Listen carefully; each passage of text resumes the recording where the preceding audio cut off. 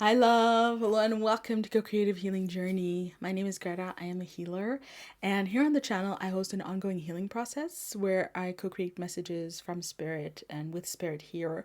And then over on my Patreon, I post healing processes that are both intuitive healing that we co-create with the cards and then also energy work. And so here on Tuesdays, I like to remind you guys to do the energy work for those of you who are participating over on Patreon to do the energy work because it's a good opportunity for it. That way there's also always a YouTube video followed by healing. That's just a nice way to do it. So I tried to set that up for you guys. That being said, today we are talking departure. So this is week 3. This is the last week where we are going to be talking directly about departure, which is a value-based shift away from the status quo.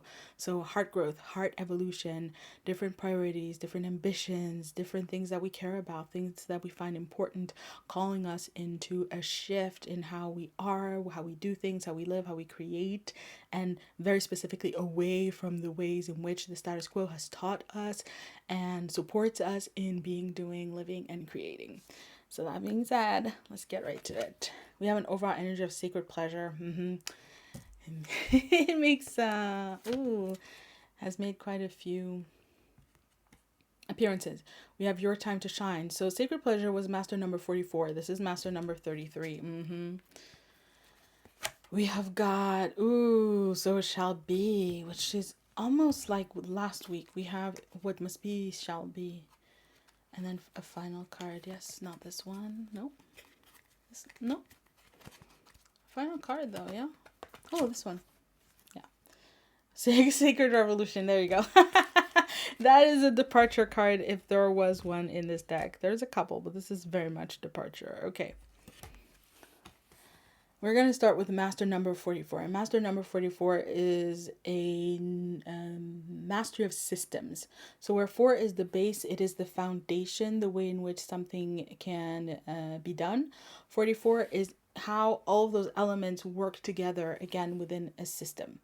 And so, with sacred pleasure here, this is talking about departure in the sense of a system of life that is set up powerfully, sustainably, and that is very much centered on doing what we love for ourselves. And this is a card, when you read the description, sacred pleasure talks about having been conditioned away from trusting in what we love, in our pleasures, in our appetites, in what feels good to us. And this is actually very, very thorough when we really go into it.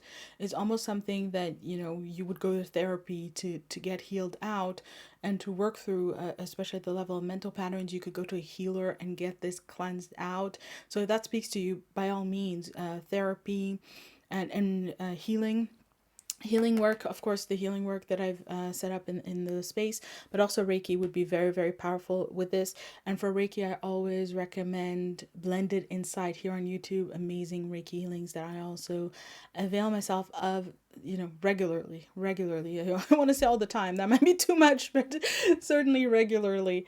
And so this is the energy. You see the cat's eye in it? There's this notion of cats being predators, right? And cats having those soft paws always landing on their legs. And the cat totem is coming through to talk about independence and going our own way and doing our own things, and how there's a sacred pleasure in that, and that we've been conditioned to either move away from doing it at all, or at least from taking pleasure into it. And that's, kind of logical if you think about it, because every or most words that are connected to the self have a negative connotation, being selfish, being self-centered, which is amazing. Self-centered in a metaphysical sense, mwah, that's what you want, that's what you want to aim for.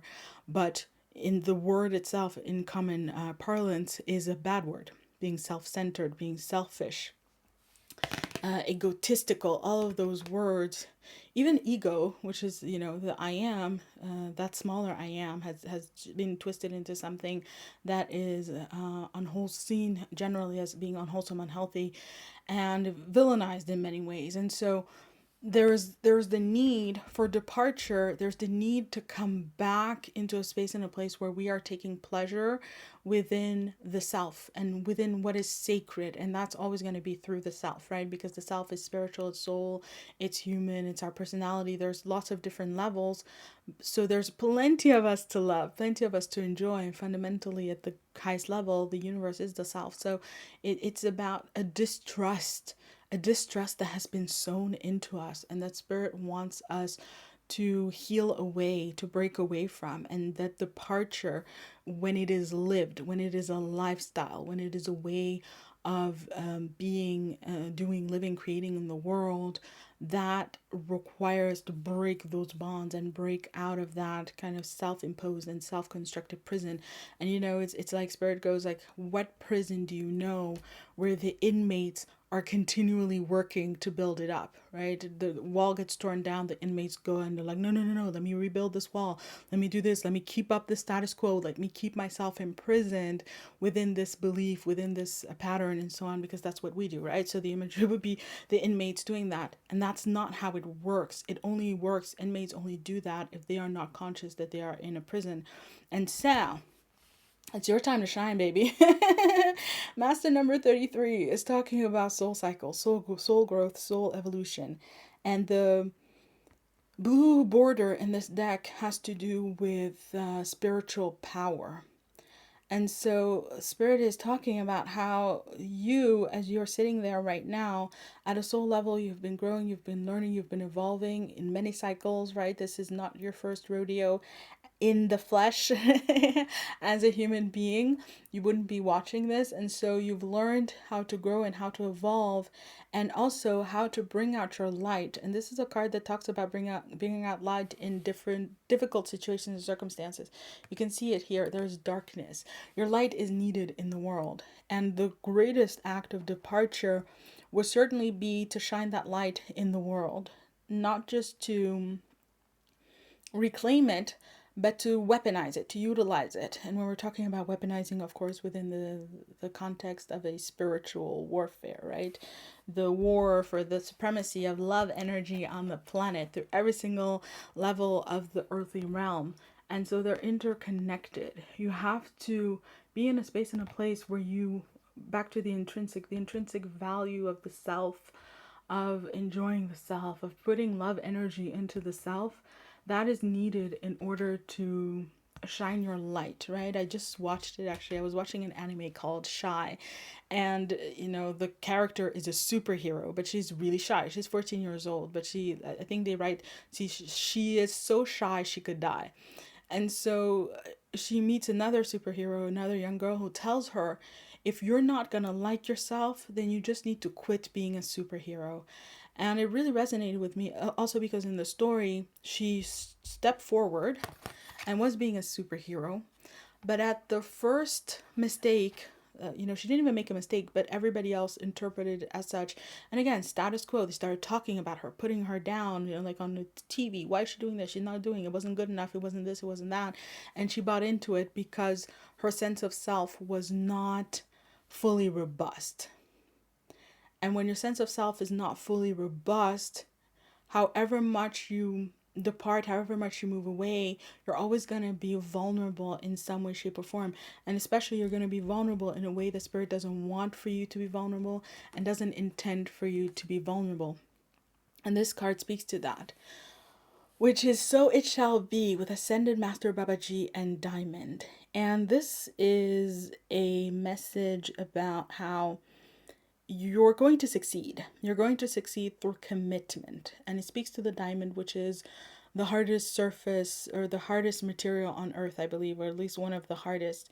And it's very hard to cut a diamond, and you need another diamond to cut a diamond, right? So it's the notion, again, you cannot be hurt unless you yourself open yourself up to being hurt, unless you yourself have a vulnerability that you then allow to be infiltrated. I call it the hooks. They get their hook in, and then they can affect you and throw you off target.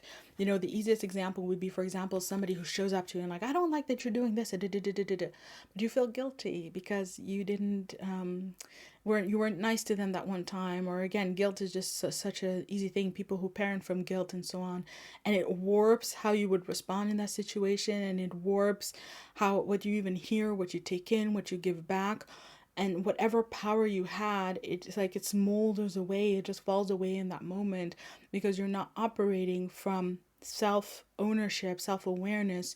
You're operating almost like through their eyes, how they see you, through their perception of you, right? If you think that I'm being a horrible person, then how do I respond based on what you think, right? Taking it in, internalizing it.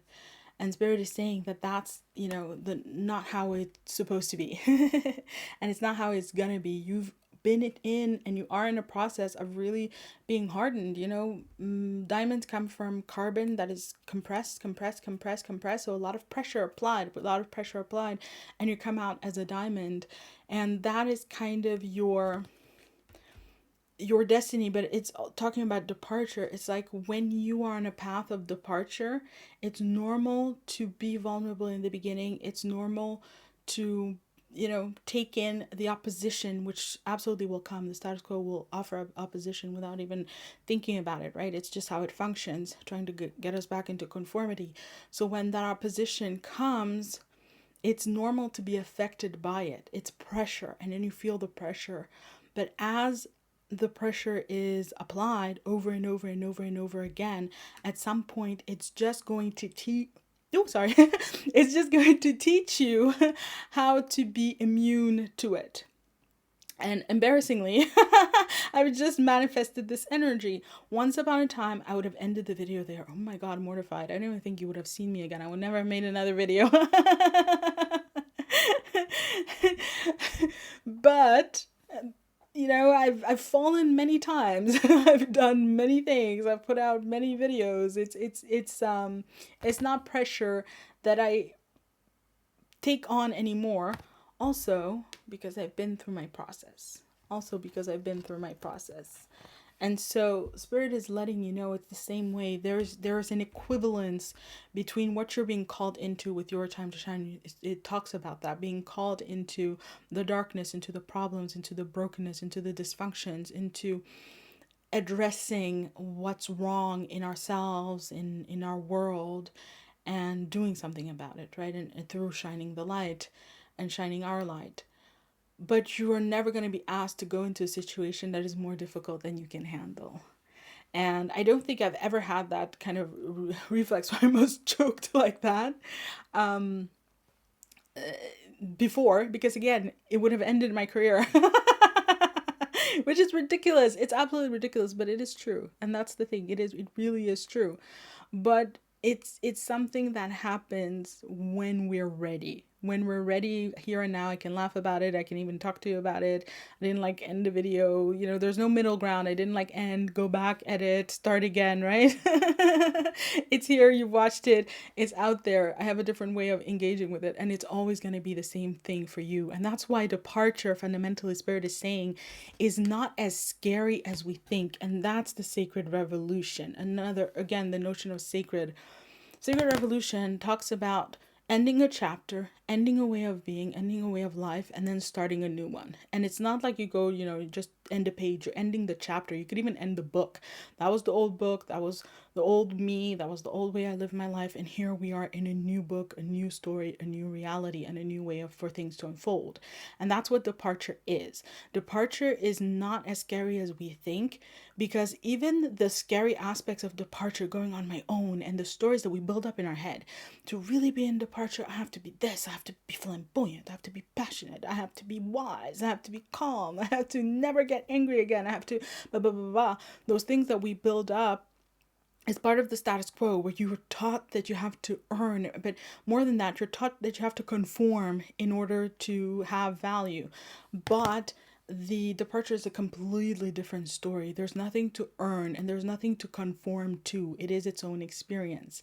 And it is an experience that has so much value to you as an individual, to us relationally, and to the world collectively. It has so much value. It is such a rare experience for individuals to be doing this departure, this process of departure, that spirit is going to support it and is going to be protected at all levels and in all ways. You're never going to bite off more than you can chew. You're never going to depart more than you can handle.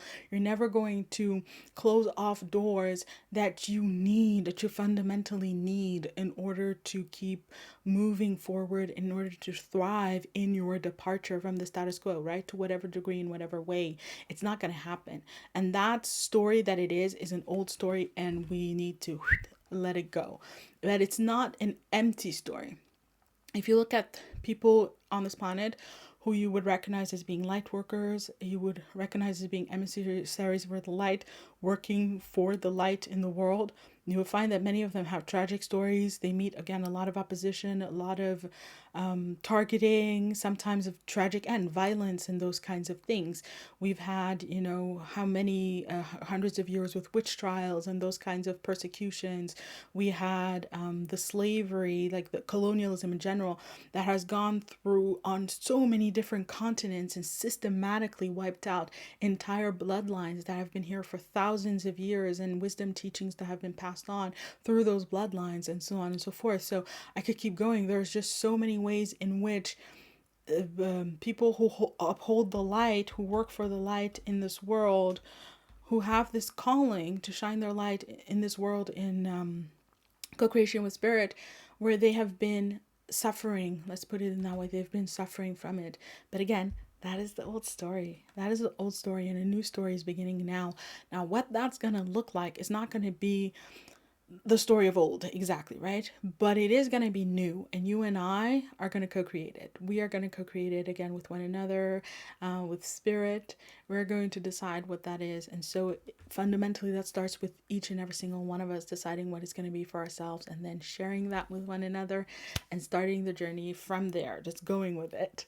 So my love, those were the messages that I have for you here and now. I hope that this reading served you. I'm sending you so much love, wishing you all the best. May you be blessed always and in always, and I'll be seeing you around. Bye, my love.